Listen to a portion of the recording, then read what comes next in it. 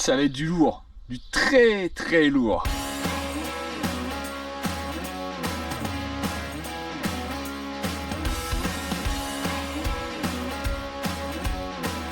Hello les amis, j'espère que vous allez bien. Et ouais, je sais, je fais pas beaucoup de vidéos cette semaine. Normalement je fais une vidéo par semaine. Là j'ai pas le trop de temps à moi, mais bon, ça va changer, vous inquiétez pas, ça va être reparti.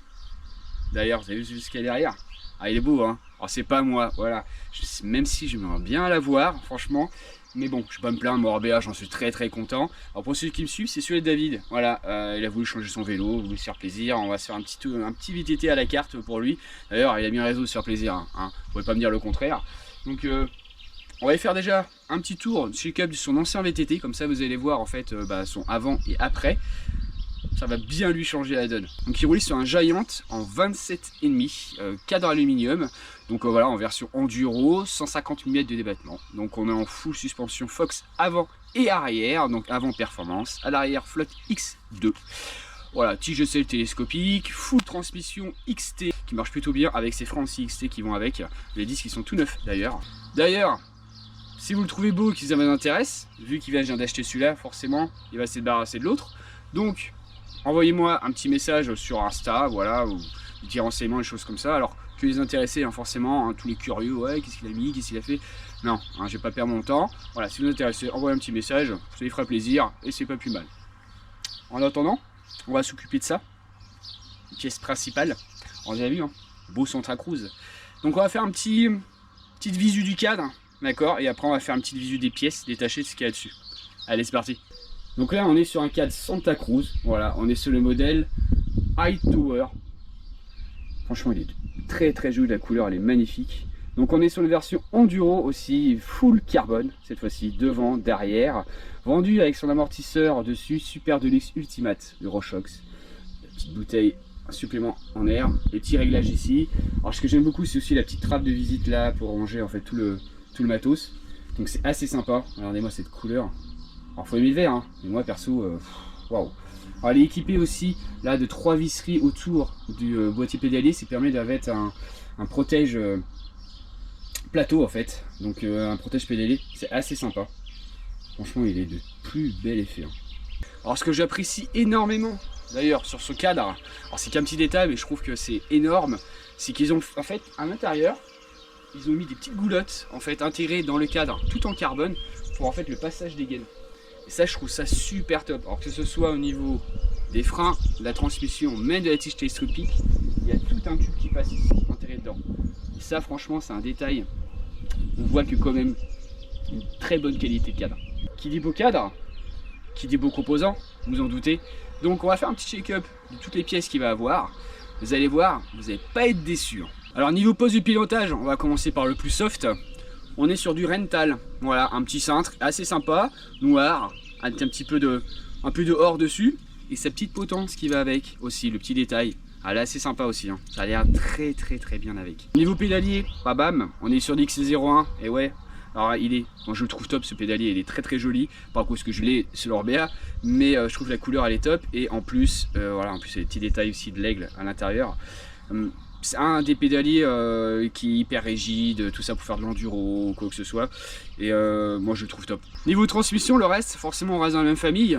XC01, cassette, dérailleur, XC01 aussi. AXS, tant qu'à faire. Niveau fourche, bim, encore, Fox. Vous savez que j'adore la marque Fox. Je critique pas Rochox, hein, ça voilà. Mais moi c'est une de mes marques préférées. Donc Fox Factory, 150 mm de débattement, voilà, grip 2 aussi, avec plusieurs réglages ici là.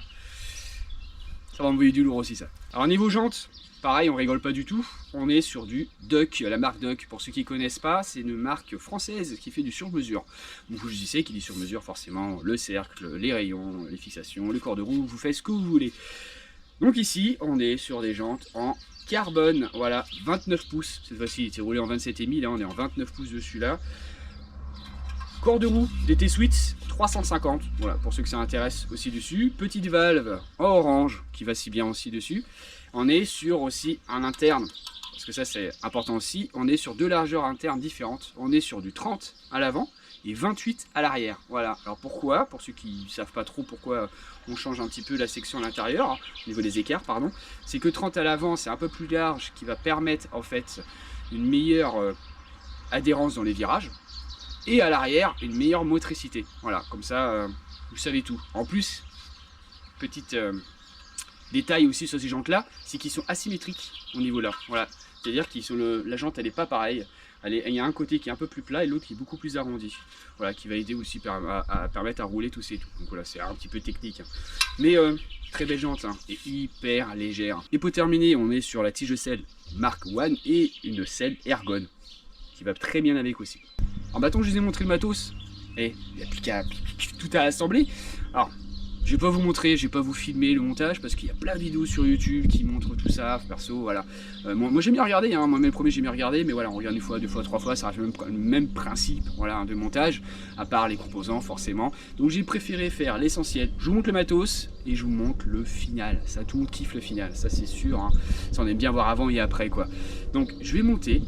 Franchement, ça va être un vrai plaisir. J'ai hâte de voir le résultat. Je pense vous aussi, quoi d'ailleurs. Donc, je vais faire ça tranquillement. Et je pense que la vidéo, je vais la faire demain. Parce que le temps de monter tout ça, ça prend un petit peu de temps quand même. Et nous, par contre, on se voit pas demain. Non, non. On se voit pas tout de suite. Ça y est, montage terminé. Et ouais, et franchement, bah, je pensais mieux que ça. Je suis un peu déçu. Ça rend pas forcément si bien que ça. Ah, je déconne, il est terrible, franchement. La couleur vert avec la fourche Kashima Or dessus. Là. Ouais, je vous saoule, hein. Vous voulez voir le résultat? Je comprends.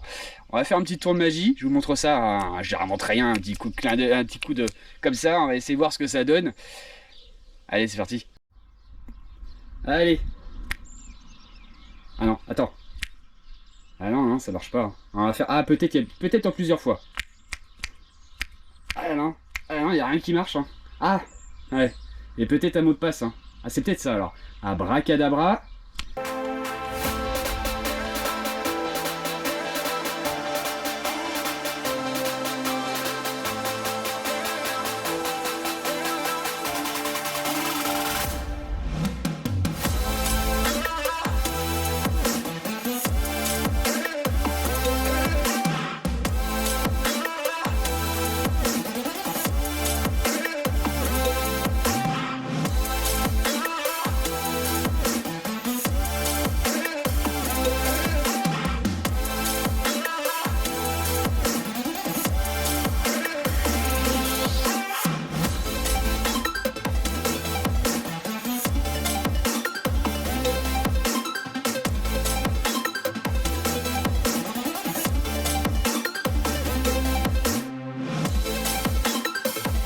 Alors, belle bête, non?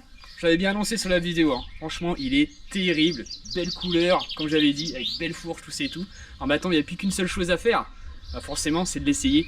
Alors, la prochaine vidéo, justement, ça sera une sortie rando, plus le test de ce vélo.